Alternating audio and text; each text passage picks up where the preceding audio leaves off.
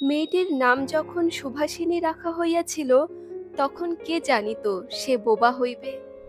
তাহার দুটি বড় বোনকে সুকেশিনী ও সুহাসিনী নাম দেওয়া হইয়াছিল। তাই মিলের অনুরোধে তাহার বাপ ছোট মেয়েটির নাম সুভাষিনী রাখে। এখন সকলে তাহাকে সংক্ষেপে শোভা বলে। দস্তর মতো অনুসন্ধান ও অর্থ ব্যয়ে বড় দুটি মেয়ের বিবাহ হইয়া গেছে। এখন ছোটটি পিতামাতার নীরব হৃদয় ভারের মতো বিরাজ করিতেছে। যে কথা কয় না, সে যে অনুভব করে ইচ্ছা, সকলের মনে হয় না। এই জন্য তাহার সাক্ষাতেই সকলে তাহার ভবিষ্যৎ সম্বন্ধে দুশ্চিন্তা প্রকাশ করিত। সে যে বিধাতার অভিশাপ স্বরূপে তাহার পিতৃগৃহে আসিয়া জন্মগ্রহণ করিয়াছে, এ কথা সে শিশুকাল হইতে বুঝিয়া লইয়াছিল। তাহার ফল এই হইয়াছিল, সাধারণের দৃষ্টিপথ হইতে সে আপনাকে গোপন করিয়া রাখিতে সর্বদাই চেষ্টা করিত। মনে করিত, আমাকে সবাই ভুলিলে বাঁচি, কিন্তু বেদনা কি কেহ কখনো ভোলে? পিতামাতার মনে সে সর্বদাই জাগরূক ছিল। বিশেষত তাহার মা তাহাকে নিজের একটি ত্রুটিস্বরূপ দেখিতেন, কেননা মাতা পুত্র অপেক্ষা কন্যাকে নিজের অংশরূপে দেখেন। কন্যার কোনো অসম্পূর্ণতা দেখিলে সেটা যেন বিশেষ রূপে নিজের লজ্জার কারণ বলিয়া মনে করেন। বরঞ্চ কন্যার পিতা বাণীকণ্ঠ শুভাকে তাহার অন্য মেয়েদের অপেক্ষা যেন একটু বেশি ভালোবাসিতেন, কিন্তু মাতা তাহাকে নিজের গর্ভের কলঙ্ক জ্ঞান করিয়া তাহার প্রতি বড় বিরক্ত ছিলেন। শুভার কথা ছিল না, তাহার সুদীর্ঘ পল্লব বিশিষ্ট বড় বড় দুটি কালো চোখ ছিল, এবং তাহার ওষ্ঠধার ভাবের আভাসমাত্রিক কচি কিশলয়ের মতো কাঁপিয়া উঠিত। কথায় আমরা যে ভাব প্রকাশ করি, সেটা আমাদেরকে অনেকটা নিজের চেষ্টায় গড়িয়া লইতে হয়। কতকটা তর্জমা করার মতো সকল সময় ঠিক হয় না, ক্ষমতা অভাবে অনেক সময় ভুলও হয়। কিন্তু কালো চোখে কিছু তর্জমা করিতে হয় না। মন আপনি তাহার উপরে ছায়া ফেলে, ভাব আপনি তাহার উপরে কখনো প্রসারিত, কখনো মুদিত, কখনো উজ্জ্বল ভাবে জ্বলিয়া ওঠে, কখনো ম্লান ভাবে নিভিয়া আসে, কখনো অস্তমানে চন্দ্রের মতো অনিমেষ ভাবে চাহিয়া থাকে, কখনো দ্রুত চঞ্চল বিদ্যুতের মতো দিক বিদিকে ঠিকরিয়া ওঠে। মুখের ভাব বই আজন্মকাল যাহার অন্য ভাষা নাই, তাহার চোখের ভাষা অসীম উদার এবং অতল স্পর্শ গভীর, অনেকটা স্বচ্ছ আকাশের মতো উদয়াস্ত এবং ছায়ালোকের নিস্তব্ধ রঙ্গভূমি। এই বাক্যহীন মানুষের মধ্যে বৃহৎ প্রকৃতির মতো একটা বিজন মহত্ব আছে। এই জন্য সাধারণ বালক বালিকারা তাহাকে এক প্রকার ভয় করিত, তাহার সহিত খেলা করিত না। সে নির্জন দ্বীপ্রহরীর মতো শব্দহীন এবং সঙ্গীহীন। গ্রামের নাম চণ্ডীপুর। নদীটি বাংলাদেশের একটি ছোট নদী। গৃহস্থ ঘরের মেয়েটির মতো বহুদূর পর্যন্ত তাহার প্রসার নহে।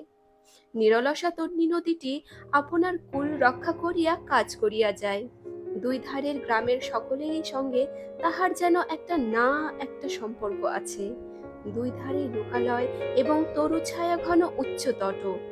নিম্নতল দিয়া গ্রামলক্ষ্মী স্রোতস্বিনী আত্মবিস্মৃত দ্রুত পদক্ষেপে প্রফুল্ল হৃদয়ে আপনার অসংখ্য কল্যাণ কার্যে চলিয়াছে।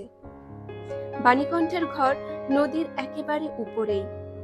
তাহার বাঁখারির বেড়া, আটচালা, গোয়ালঘর, ঢেকিশালা, ঘরের স্তূপ, তেঁতুলতলা, আম কাঁঠাল এবং কলা বাগান নৌকাবাহী মাত্রেরই দৃষ্টি আকর্ষণ করে। এই গার্হস্থ্য সচ্ছলতার মধ্যে বোবা মেয়েটি কাহারও নজরে পড়ে কি না জানি না, কিন্তু কাজকর্মে যখনই অবসর পায়, তখনই সে নদী তীরে আসিয়া বসে। প্রকৃতি যেন তাহার ভাষার অভাব পূরণ করিয়া দেয়, যেন তাহার হইয়া কথা কয়। নদী কলধ্বনি, লোকের কোলাহল, মাঝির গান, পাখির ডাক, তরুর মর্মর সমস্ত মিশিয়া চারিদিকের চলাফেরা আন্দোলন কম্পনের সহিত এক হইয়া সমুদ্রের তরঙ্গ রাশির ন্যায় বালিকার চির নিস্তব্ধ হৃদয় উপকূলের নিকটে আসিয়া ভাঙিয়া পড়ে। প্রকৃতির এই বিবিধ শব্দ এবং বিচিত্র গতি, ইহাও বোবার ভাষা। বড় বড় চক্ষু পল্লব বিশিষ্ট শুভার যে ভাষা, তাহারই একটা বিশ্বব্যাপী বিস্তার। ঝিল্লিরবপূর্ণ তৃণভূমি হইতে শব্দাতীত নক্ষত্রলোক পর্যন্ত কেবল ইঙ্গিত, ভঙ্গি, সঙ্গীত, ক্রন্দন এবং দীর্ঘ নিঃশ্বাস। এবং মধ্যাহ্নে যখন মাঝিরা জেলেরা খাইতে যাইত, গৃহস্থেরা ঘুমাইত, পাখিরা ডাকিত না, খেয়া নৌকা বন্ধ থাকিত, স্বজন জগৎ সমস্ত কাজকর্মের মাঝখানে সহসা থামিয়া গিয়া ভয়ানক বিজন মূর্তি ধারণ করিত, তখন রুদ্র মহাকাশের তলে কেবল একটি বোবা প্রকৃতি, একটি বোবা মেয়ে মুখোমুখি চুপ করিয়া বসিয়া থাকিত, একজন সুবিস্তীর্ণ রৌদ্রে আর একজন ক্ষুদ্র তরু ছায়ায়। সুভার যে কোটি কতক অন্তরঙ্গ বন্ধুর দল ছিল না তাহা নহে। গোয়ালের দুটি গাভী, তাহাদের নাম সর্বশী ও পাঙ্গুলি। সে নাম বালিকার মুখে তাহারা কখনো শুনে নাই, কিন্তু তাহার পদশব্দ তাহারা চিনিত। তাহার কথাহীন একটা করুণ সুর ছিল, তাহার মর্ম তাহার ভাষার অপেক্ষা সহজে বুঝিত। শোভা কখনো তাহাদের আদর করিতেছে, কখনো ভর্ৎসনা করিতেছে, কখনো মিনতি করিতেছে, তাহারা মানুষের অপেক্ষা ভালো বুঝিতে পারিত। শোভা গোয়ালে ঢুকিয়া দুই বাহুর দ্বারা সর্বশীর গ্রীবা বেষ্টন করিয়া তাহার কানে কানে আপনার গণ্ডদেশ ঘর্ষণ করিত এবং পাঙ্গুলি স্নিগ্ধ দৃষ্টিতে তাহার প্রতি নিরীক্ষণ করিয়া তাহার গা চাটিত। বালিকা দিনের মধ্যে নিয়মিত ৩ বার করিয়া গোয়াল ঘরে যাইত। তাহা ছাড়া অনিয়মিত আগমনও ছিল। গৃহে যেদিন কোনো কঠিন কথা শুনিত, সেদিন সে অসময়ে তাহার এই মুখ বন্ধু দুটির কাছে আসিত। তাহার সহিষ্ণুতা পরিপূর্ণ, বিষাদ ও শান্ত দৃষ্টিপাত হইতে তাহারা কি একটা অন্ধ অনুমান শক্তির দ্বারা বালিকার মর্মবেদনা যেন বুঝিতে পারিত, এবং শুভার গা ঘেঁষিয়া আসিয়া অল্পে অল্পে তাহার বাহুতে শিং ঘষিয়া ঘষিয়া তাহাকে নির্বাক ব্যাকুলতার সহিত সান্ত্বনা দিতে চেষ্টা করিত। ইহারা ছাড়া ছাগল এবং বিড়াল শাবকও ছিল, কিন্তু তাহাদের সহিত শুভার এরূপ সমকক্ষ ভাবের মৈত্রী ছিল না। তথাপি তাহারা যথেষ্ট আনুগত্য প্রকাশ করিত। বিড়াল শিশুটি দিনে এবং রাত্রে যখন তখন শুভার গরম কোলটি নিঃসংকোচে অধিকার করিয়া সুখনিদ্রার আয়োজন করিত, এবং শুভা তাহার গ্রীবা ও পৃষ্ঠে কোমল আঙ্গুলি বুলাইয়া যে তাহার নিদ্রাকর্ষণের বিশেষ সহায়তা হয়, ইঙ্গিতে এরূপ অভিপ্রায়ে প্রকাশ করিত। উন্নত শ্রেণীর জীবের মধ্যে শুভার আরও একটি সঙ্গী জুটিয়াছিল, কিন্তু তাহার সহিত বালিকার ঠিক কিরূপ সম্পর্ক ছিল তাহা নির্ণয় করা কঠিন, কারণ সে ভাষা বিশিষ্ট জীব, সুতরাং উভয়ের মধ্যে সমভাষা ছিল না। গোসাইদের ছোট ছেলেটি, তাহার নাম প্রতাপ, লোকটি নিতান্ত অকর্মণ্য। সে যে কাজকর্ম করিয়া সংসারের উন্নতি করিতে যত্ন করিবে, বহু চেষ্টার পর মা বাপ সে আশা ত্যাগ করিয়াছেন। অকর্ম লোকের একটা সুবিধা এই যে আত্মীয় লোকেরা তাহাদের উপরে বিরক্ত হয় বটে, কিন্তু প্রায় তাহারা নিঃসম্পর্ক লোকেদের প্রিয়পাত্র হয়। কারণ কোনো কার্যে আবদ্ধ না থাকাতে তাহারা সরকারি সম্পত্তি হইয়া দাঁড়ায়। শহরে যেমন এক-আধটা গৃহ সম্পর্কহীন সরকারি বাগান থাকা আবশ্যক, তেমনি গ্রামে ২-৪টা অকর্মণ্য সরকারি লোক থাকার বিশেষ প্রয়োজন। কাজে কর্মে যখনই আমোদ অবসরে যেখানে একটা লোক কম পড়ে, সেখানেই তাহাদিগকে হাতের কাছে পাওয়া যায়। প্রতাপের প্রধান শখ ছিল ছিপ ফেলিয়া মাছ ধরা। ইহাতে অনেকটা সময় যখন সহজে কাটানো যায়, অপরাহ্নে নদী তীরে ইহাকে প্রায় এই কাজে নিযুক্ত দেখা যাইত, এবং এই উপলক্ষে শোভার সহিত তাহার প্রায় সাক্ষাৎ হইত। যে কোনো কাজে নিযুক্ত থাক, একটা সঙ্গী পাইলে প্রতাপ থাকে ভালো।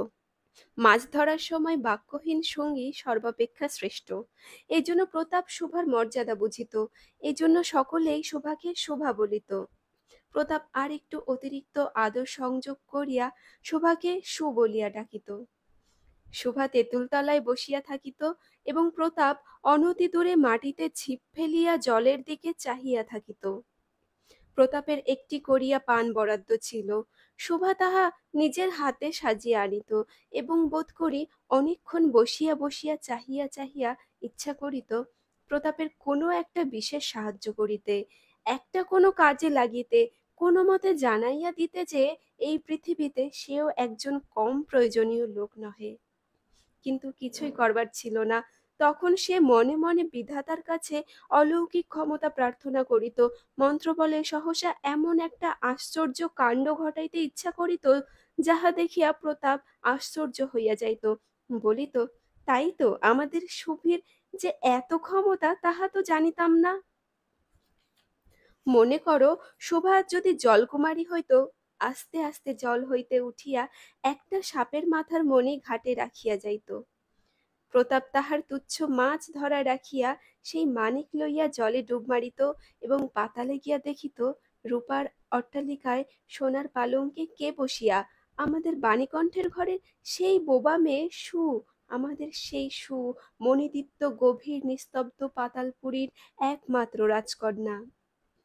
তাহা কি হইতে পারিত না? তাহা কি এতই অসম্ভব?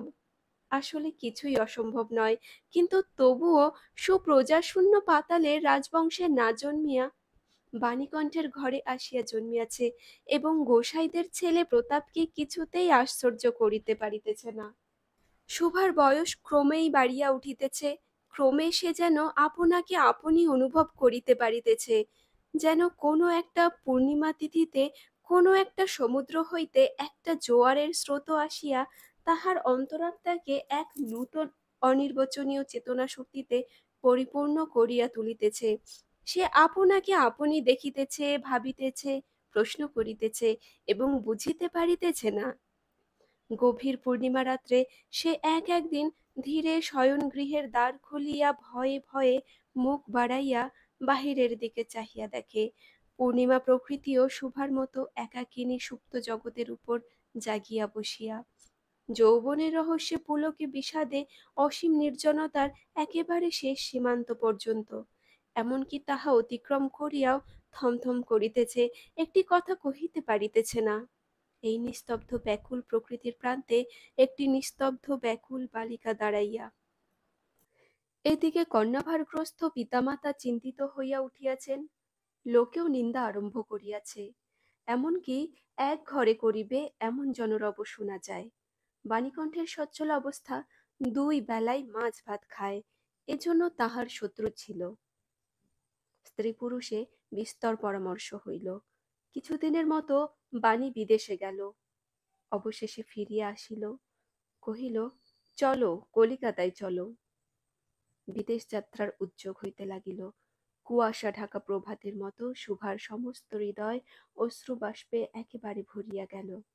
একটা অনির্দিষ্ট আশঙ্কা বশে সে কিছুদিন হইতে ক্রমাগত নির্বাক জন্তুর মতো তাহার বাপ মায়ের সঙ্গে সঙ্গে ফিরিত, ডাগর চক্ষু মেলিয়া তাহাদের মুখের দিকে চাহিয়া কি একটা বুঝিতে চেষ্টা করিত, কিন্তু তাহারা কিছু বুঝাইয়া বলিতেন না। ইতিমধ্যে একদিন অপরাহ্নে জলে ছিপ ফেলিয়া প্রতাপ হাসিয়া কহিল, কি রে সু, তোর নাকি বর পাওয়া গেছে, তুই বিয়ে করতে যাচ্ছিস, দেখিস আমাদের ভুলিস নে। বলিয়া আবার মাছের দিকে মনোযোগ করিল। মর্মবিদ্ধ হরিণী ব্যাধের দিকে যেমন করিয়া তাকায়, নীরবে বলিতে থাকে, আমি তোমার কাছে কি দোষ করিয়াছিলাম। শোভা তেমনি করিয়া প্রতাপের দিকে চাহিল। সেদিন গাছের তলায় আর বসিল না। বাণীকণ্ঠ নিদ্রা হইতে উঠিয়া শয়নগৃহে তামাক খাইতেছিলেন। শোভা তাহার পায়ের কাছে বসিয়া তাহার মুখের দিকে চাহিয়া কাঁদিতে লাগিল। অবশেষে তাহাকে সান্ত্বনা দিতে গিয়া বাণীকণ্ঠের শুষ্ক কপলে অশ্রু গড়াইয়া পড়িল। কাল কলিকাতায় যাইবার দিন স্থির হইয়াছে। শোভা গোয়াল ঘরে তাহার বাল্য সখীদের কাছে বিদায় লইতে গেল।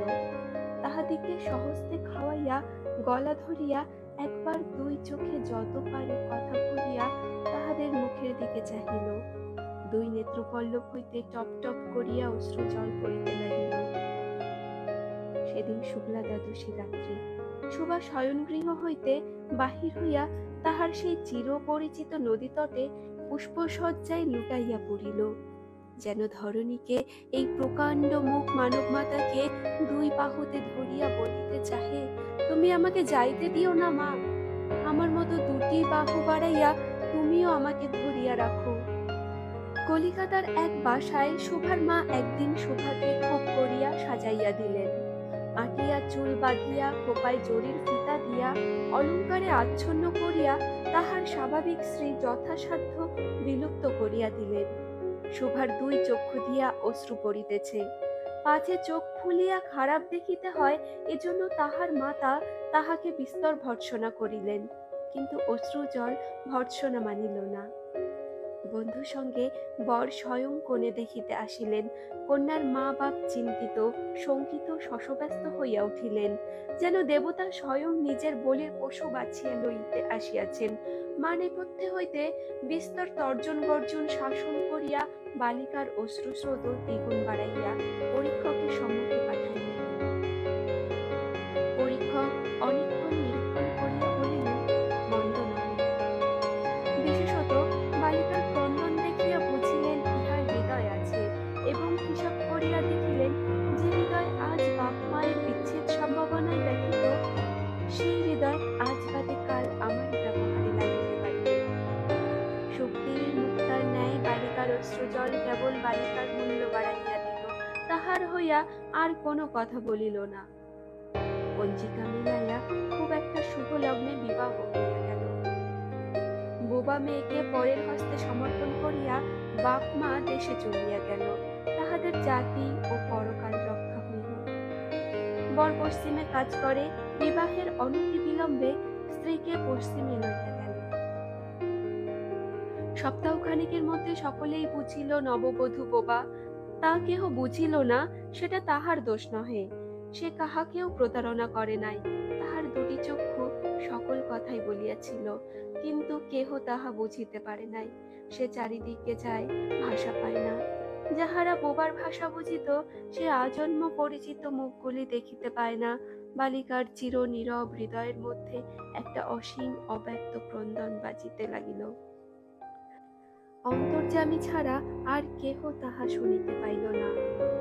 এবার তাহার স্বামী চক্ষু এবং কর্ণেন্দ্রিয়ের দ্বারা পরীক্ষা করিয়া এক ভাষা বিশিষ্ট কন্যা বিবাহ